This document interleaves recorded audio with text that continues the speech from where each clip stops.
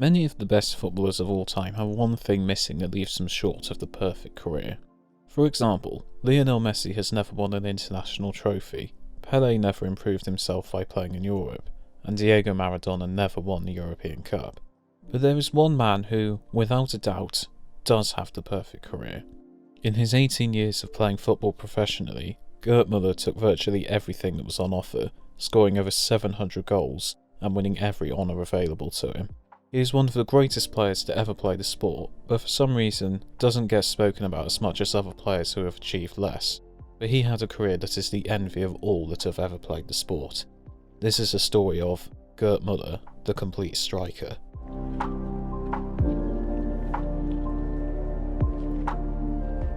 Gerd Muller was born in Nordlingen, Germany, on the 3rd of November 1945. He grew up in the nearby village of Zinsen and would often travel to Nordlingen to play football. He would join the TSV 1861 Nordlingen youth side aged 15. Despite having a small build and struggling with weight issues, he greatly impressed, and in 1963 signed for the senior side. At the time, Nordlingen were in the 7th tier of German football, which was on the verge of a major revamp. In his first season, Muller scored 4 goals in 3 league appearances for Nordlingen. It was an impressive tally, but he truly came to life the next season. In the 1963-1964 season, Gerd Muller netted an astonishing 47 goals in 28 games for Nordlingen. This caught the attention of teams up the divisions, and Bayern Munich decided to take a chance on the young man. At the time, the Bavarians were in the 2nd tier of West German football, and were keen to compete in the newly formed Bundesliga. West German football had been divided into semi-professional regional leagues across the country, with the champion being decided through a playoff series, similar to what is done in the NFL or the NBA. There had been calls for a revamp of the league, with neighbouring East Germany setting up their own league beforehand. It was felt that West German football was struggling to compete on a major stage with semi-professional leagues, and so it was eventually decided that a central league would be established, the Bundesliga. This would celebrate its first season in 1963-1964. Bayern Munich missed out on the first season of the new division, but were hoping to get promotion to the new top tier. Muller suffered a broken arm in the match for Bayern Munich reserves, but soon recovered and was able to make his debut for the senior side. A Bayern Munich team also including the likes of Franz Beckenbauer and Sepp Maier stormed to promotion, with the young Muller's 33 goals forming a vital part of the campaign. Bayern Munich kept up their momentum, finishing 3rd in their first ever season in the top flight in 1965-1966. He also got his hands on his first piece of major silverware, the DFB Pokal, with Munich defeating Meidereicher 4-2 in the final. Muller notched a total of 16 goals in 39 games in his first top-flight season, an impressive tally, but low by his standards. He would miss out on selection for West Germany's 1966 World Cup squad, where they would finish as runners-up. He would make his international debut later that year in a 2-1 loss to Turkey. His next cap came against Albania, and he burst onto the scene, scoring 4 goals against the Albanians. Muller continued his impressive goal tally over the next couple of campaigns, with Bayern Munich retaining the DFB Pokal in 1967, and Muller netted a brace in a 4-0 win over Hamburg in the final. They would also take home the European Cup Winners' Cup that same season, defeating Rangers by 1-0 in the final. Despite his impressive tally, Bayern had not been able to capture a trophy they truly wanted, the Bundesliga. After finishing 3rd, they had slid down the table the next couple of seasons. Bayern won no honours in the 67-68 season and finished a disappointing 5th. The next season, however, they turned it around. Muller scored 30 goals in 30 league games, and for the first time, Bayern Munich were Bundesliga champions. They completed a double by taking home yet another DFB Pokal, with Muller again scoring a brace as Munich defeated Schalke by 2-1. At only 24, Muller had a career that many would have been happy with full stop. He owed so many of his goals to his short bursts of speed that allowed him to pop up in the right places at the right time.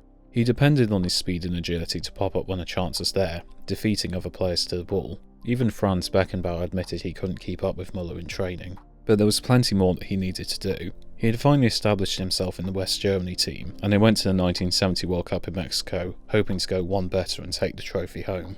Muller was phenomenal at the tournament, with his goals helping West Germany win their group.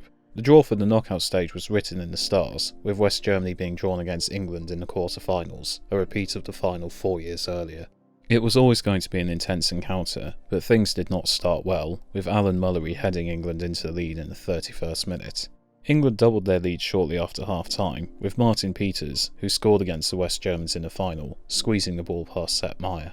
West Germany were in trouble, and it looked as though the Three Lions would be thwarting their chances of glory again. However, Franz Beckenbauer led by example. He found himself with the ball on the edge of the England box and curled a shot into a corner. With just over 20 minutes left, the West Germans were back in the game. In the 82nd minute, Karl-Heinz Schneidinger pinged the ball into the box. Hamburg forward Uwe Seeler met it, flicking a header on with his back to goal. The ball looped over Peter Bonetti, and the West Germans were level. Just like 4 years before, the game went into extra time, with the scores tied at 2-2. In the Mexican heat, the match could be decided in one moment. In the 108th minute of the game, Jurgen Grabowski had the ball on the right-hand side. He was up against Terry Cooper, but managed to find his way past the Leeds defender and swung the ball into the box. The ball came to Hannes Lohr, who headed the ball across the 6-yard box, and in the middle was the main man, Gerd Muller. He volleyed the ball into the net, putting West Germany 3-2 ahead. England could not find an equaliser, and West Germany had enacted their revenge on the English. They made it to the semi-finals, where they would face off against Italy. The West Germans and Italians faced each other at the Azteca Stadium in Mexico City. Italy took the lead in the 8th minute, and for a long time it looked like the West Germans were on their way home. But in the 90th minute, Schnellinger equalised, saving the West Germans in the dying moments and sending the game into extra time. With the momentum now with the West Germans, Gerd Muller managed to squeeze the ball into the net, putting his side in front in the 94th minute. It seemed as though the West Germans would be heading into the final again, but the Italians were having none of it. They levelled again only 4 minutes later, making it 2-2. And shortly before half-time and extra time, the Italians were back in front. Luigi Riva hit the ball into the bottom corner to make the score 3-2, but the West Germans would not go down without a fight. Muller characteristically latched onto the ball into the box and headed in from close range, levelling the scores at 3-3. It had been an incredible game, and Muller's heroics had been vital, but tragically, it wasn't enough. Gianni Rivera slotted the ball home for the Italians, and they went through to the final. It was heartbreak for the West Germans, and even though Muller took the Golden Boot home with a brilliant 10 goals, he would have happily traded it in an instant to lift the trophy himself. Although, with Italy being trounced by a legendary Brazil side in the final, one wonders if the West Germans could have coped with the likes of Pelé, Jairzinho and Carlos Alberto any better. It was heartbreak for Muller, but fate would be on his side for the next 2 years and erase any hurt. As a reward for his performances in the World Cup, he was awarded the Ballon d'Or in 1970. He won the DFB Pokal for the 4th time in 1971, scoring 39 goals in all competitions, and blitzed his way to his and Bayern's second Bundesliga title the next season, this time reaching a half-century with 50 goals in all competitions. He had a chance to avenge his Mexican demons with the 1972 European Championships in Belgium. At this time, the group and knockout stages before the semi-finals were staged over 2 separate years, before the final 4 teams would play out the final games the next summer. The finals would be hosted in Belgium, and West Germany would face the hosts in the semi-final. Muller netted a brace, taking his side past the Belgians 2-1. They would face off against the Soviet Union in Brussels. Gunter Netzer hit a volley towards the Soviet goal. It bounced off the crossbar. The ball was headed out to Jupp Heynckes, who volleyed the ball towards the goal, and it was palmed out by keeper Rudakov. It fell to Muller, who, as ever, was in the right place at the right time. He chested the ball down and volleyed it in. West Germany had the lead. Shortly into the second half, Herbert Wimmer was played through and slotted the ball in for a second. Only 6 minutes later, West Germany were through again. The ball fell to Muller in the box, and he fired the ball into the net, sealing the trophy for West Germany. Beckenbauer lifted the European Championships, with Muller claiming his first international medal. This inspired Muller to go even better. In the 1972-1973 season, he scored 66 goals in all competitions, taking Bayern to their second successive league title. Bayern won the league yet again in the 1973-1974 season, and they had the chance to claim a new piece of silverware. The European Cup had been captured by Ajax for the past 3 years, but Bayern Munich had the chance to take the trophy home for the first time. They reached the final against Atletico Madrid and would play them in the Heysel Stadium in Belgium, where Muller had won the European Championships 2 years before. Neither side could break the deadlock, and the game went into extra time. It was the Spaniards who drew first blood, with Luis Aragonés giving Atletico the lead. In the 120th minute, it looked as though the trophy would be going to Madrid. Centre-back George Schwarzenbeck had the ball in the Atletico half, and Bayern desperately searched for an equaliser. With all his options marked, he decided to take a shot at goal from range. The ball flew into the bottom corner, saving the game for Bayern, and the tie would go to replay 2 days later. The replay was not as dramatic. Muller pulled off his favourite party trick of scoring 2 in the final, and Bayern won 4-0. They had completed an incredible rise under respective management of Zlato Kajowski, Branko Zabek, and Udo Lattek. But one trophy still eluded Muller, the World Cup, and with West Germany hosting the tournament in 1974, it was golden opportunity. West Germany won their first 2 games against Chile and Australia respectively, with Muller scoring in a 3-0 win against the latter. West Germany would face off against neighbours East Germany and suffered a shock 1-0 defeat. Fortunately, their previous 2 wins had been enough to take them to the second group stage. They defeated Yugoslavia, Sweden and Poland, with Muller scoring 2 more in the process. It was enough to take them to the final, where they would face off against their arch-rivals, the Netherlands. The Netherlands had found their way to the final by dazzling the world with their brand of total football under the management of Rinus Michels and Johan Cruyff's captaincy.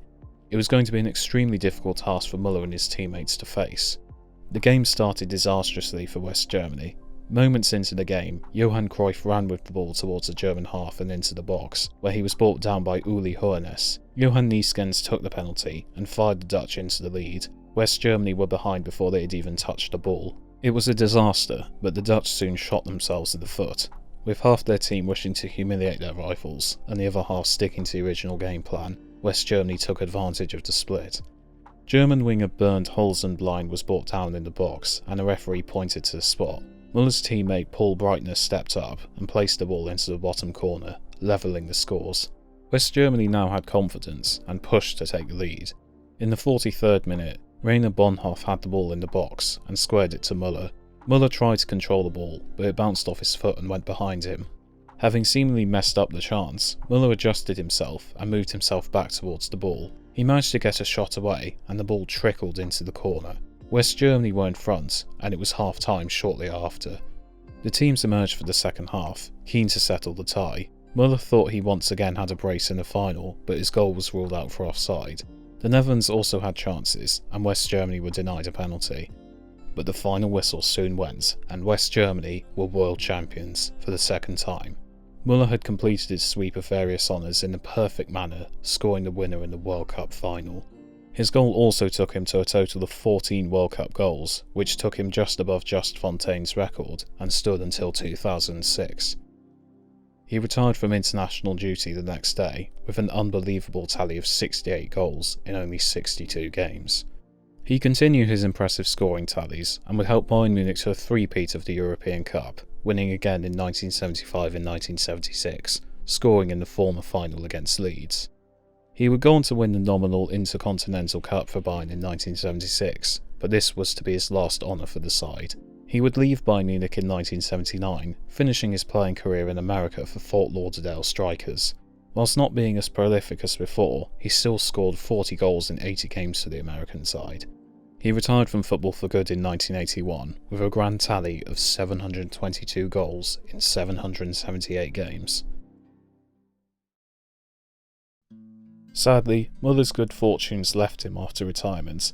He fell into alcohol addiction upon quitting the game, but thankfully came through the other side after going through rehabilitation. He would go on to spend time as a coach at Bayern Munich's reserve team, and Nordlingen would go on to name their stadium after their former player. In 2015, it was announced that he was suffering from Alzheimer's disease, and as of 2020, he lives in a specialised care home. His wife stated that Muller is slowly passing to the afterlife in his sleep. With Muller's remaining time on this earth seemingly limited, it is vital that people see just how good he was. He is often left out of the debate for the greatest players of all time, but his record speaks for itself and is virtually flawless. He is perhaps the perfect striker and was without a doubt up there with the likes of Pelé, Maradona, Lionel Messi and Cristiano Ronaldo. Over his career, Gerd Muller won 4 Bundesligas, 4 DFB Pokals, 3 European Cups, a Cup Winners' Cup, a Ballon d'Or, 2 German Footballer of the Year awards, 7 Bundesliga Golden Boots, 2 European Golden Shoes, a World Cup Golden Boot, a European Championship, and a World Cup, where he scored the winner in the final, as well as scoring over 700 goals in the process. If that isn't the perfect career, then goodness knows what is.